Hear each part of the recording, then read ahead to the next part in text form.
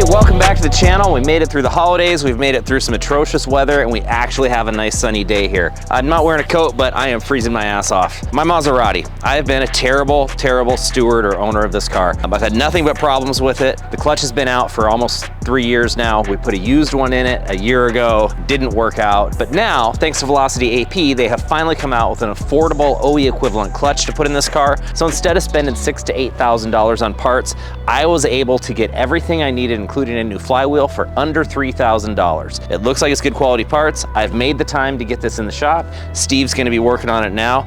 I won't be around tomorrow while he does this, or today for you, because I'm gonna be in Disneyland, but I'm finally getting the Maserati back on the road. I'm gonna drive this car, I'm gonna make it reliable, and I'm not gonna have to feel bad about looking at my supercar sitting out here rotting away every day. So I'm gonna fire it up for the first time in a year. We got the battery charged up. I hope it starts.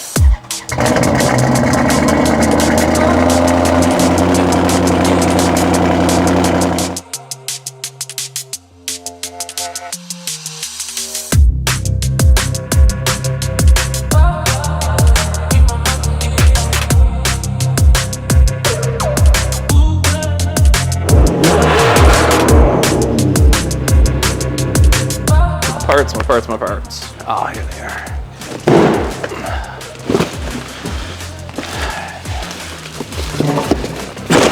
So what we've got here, it was actually cheaper to get the new flywheel from Scuderia. If you need parts for any European car, check ScuderiaCarParts.com. They've got OE parts for cheaper than OE. So I got the flywheel from them.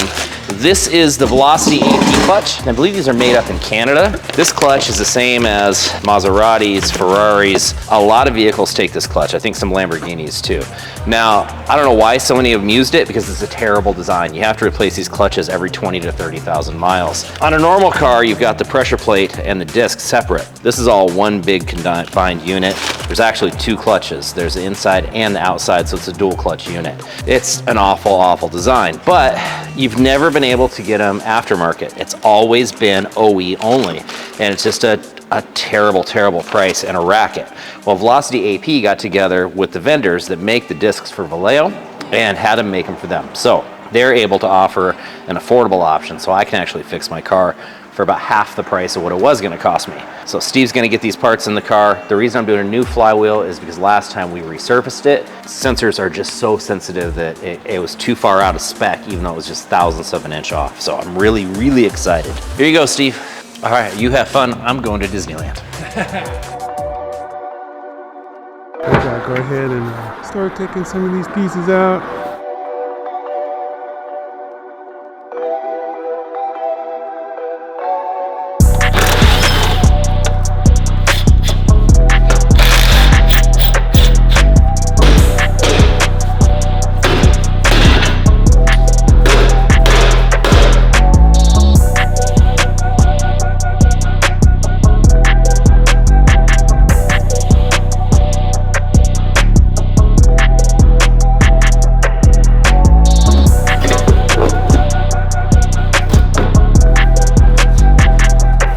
The worst part of the exhaust is getting the manifolds off, because the bolts for the manifolds all face up that way, and some of them, when you take stuff off, the shield off, you can get decent access to, but one of them you just got to have the right kind of wrench that can flex. If you don't, you're going to probably be going from up top with a long extension. I don't really like doing that, so I'm going to try a couple of small ratchets that twist and hang, and just try to get the perfect possible angle to break the bolt loose.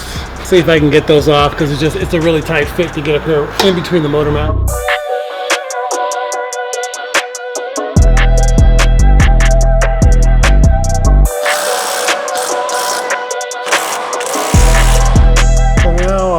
Getting pretty close to dropping the transmission. Got the clutch line off. That's what basically acts as your clutch slave cylinder, in that like it sends the fluid pressure from the pump all the way down this line and through here, and the throwout bearing actually acts as the slave cylinder as well, and under pressure it moves with fluid pressure. That's off. The housing for the torque tube, those bolts are off, and everything for the rear subframe is ready to go. I gotta go get the table though. It's being used for another engine. engine. When I get that, I can bring it under here, lower it down, start taking off those big bolts. And then this is gonna kind of tip down and I'll be able to pull it back. Then we'll be able to take this off and actually take the clutch off.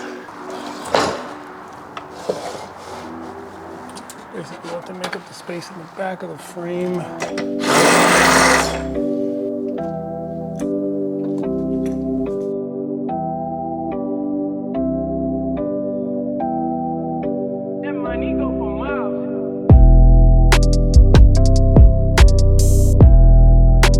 Torque tube sticking a little bit more than I wanted to. So when I pop it loose, I want to be prepared for any kind of movement of the engine trying to resettle, and that back there will help. That up there will do that. It may not do anything, but I want to be safe. Okay.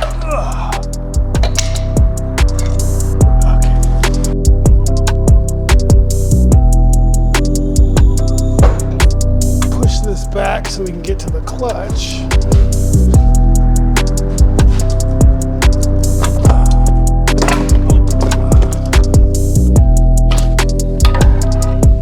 The setup, the throwout bearing is here. It actually sits on a housing that moves it forward for fluid pressure, and it has springs here to hold it at a specific position. Down here is your F1 sensor, and it actually measures a piece of metal to determine how much it moves, and that right there is part of how they determine the life of your clutch.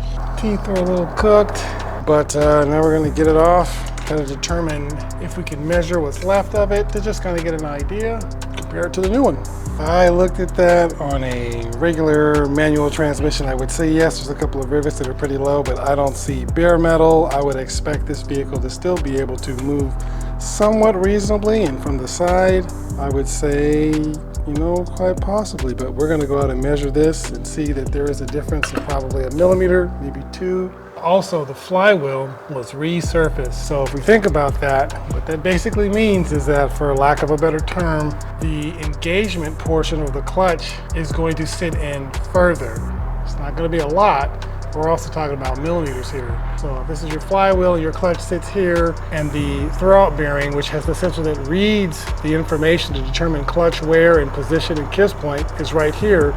Anything that makes this go in, such as a smaller flywheel, that stuff's all going to be added up by the computer. My experience with a flywheel that's been resurfaced on one of these doesn't seem to be a good idea. Curious to see what the size difference is, because we have a new Maserati one, and we'll just measure the difference. Maybe it's inconsequential. We'll find out. Ready? Let's go take these bad boys over and go and take a look and see what we got.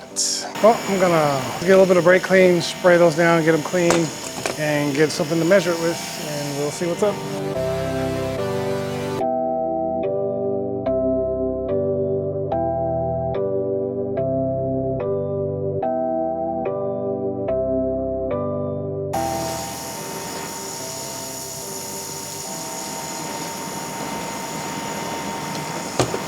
Ready?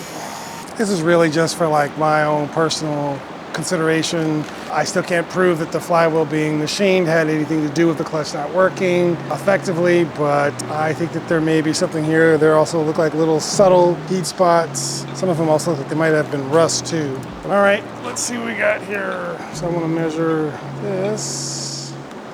We got 4.17 millimeters. And I think to maybe make this a little bit more rounded, I'll do it from the bolt holes. 4.19, 4.05, 3.9, I wasn't expecting that. 4.18, 4.17. So I've got a 4.17, 4.18, 4.19. I feel like I can use that enough to get a rough idea of how much that is. Now this is a brand new one. Just wipe it off here. 4.06, 4.09. 4.03. I think it's safe to say that the distance from where the edge of what will be basically considered the bevel spring or the pressure plate is an assembly with 2 clutch discs, the difference between that and where the surface of the clutch face rise, the friction material, factory should be, I presume, 4 millimeters difference there. It says 4.03, 4.02. This isn't going to be the most accurate thing.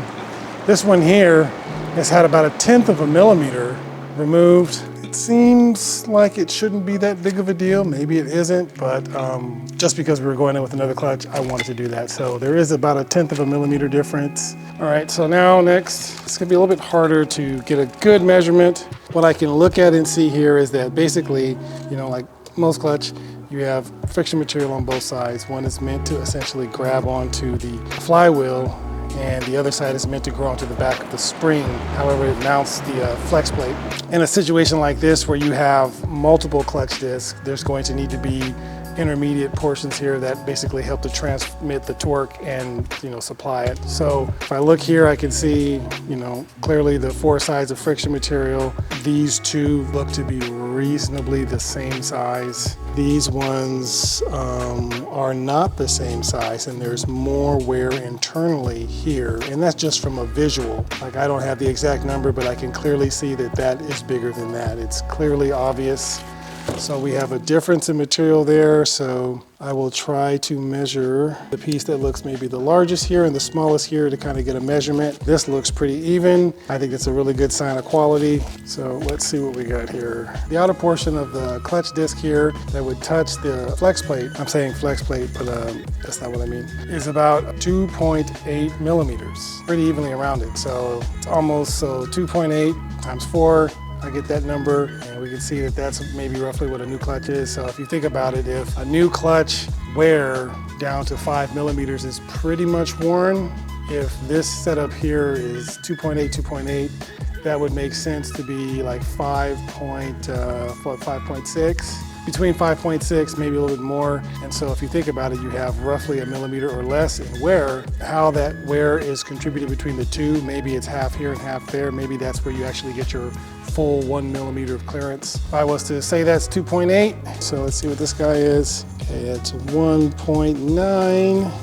1.75, almost 1.8. So this outer material is about a millimeter less than that. And if you have roughly about a millimeter of material before you begin to experience problems, remember this vehicle would drive, it did not drive well. And as I look through here, I can actually see that the inner portion that is more towards the bevel spring actually has pieces that are smaller. The clutch material definitely physically looks smaller. How much more, I don't know, but I can see it visually, so that's enough.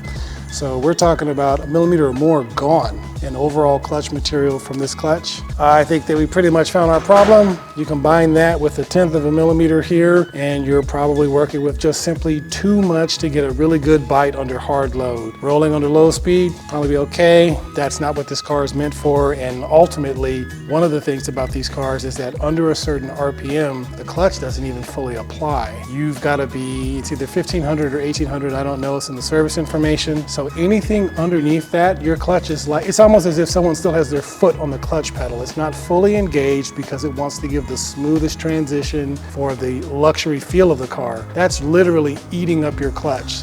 So low speed, low load, where this can grab, it's actually burning itself up even more. So if you got one of these cars, really important to beat on them. Sounds crazy. In manual mode, they're gonna do the best in that. And if you're not beating on it, definitely try to keep the RPMs above 1800 and try not to go in reverse like uphill or anything crazy where you're just gonna be burning up your clutch. Transmissions seem to be pretty stout, clutches not so much. It's a pretty expensive job, takes a pretty good while to do. I'm sure someone would probably do it faster who does more than I do. Yeah, I think that we're gonna take care of the problem, and Jason will have a car he can go out and beat on.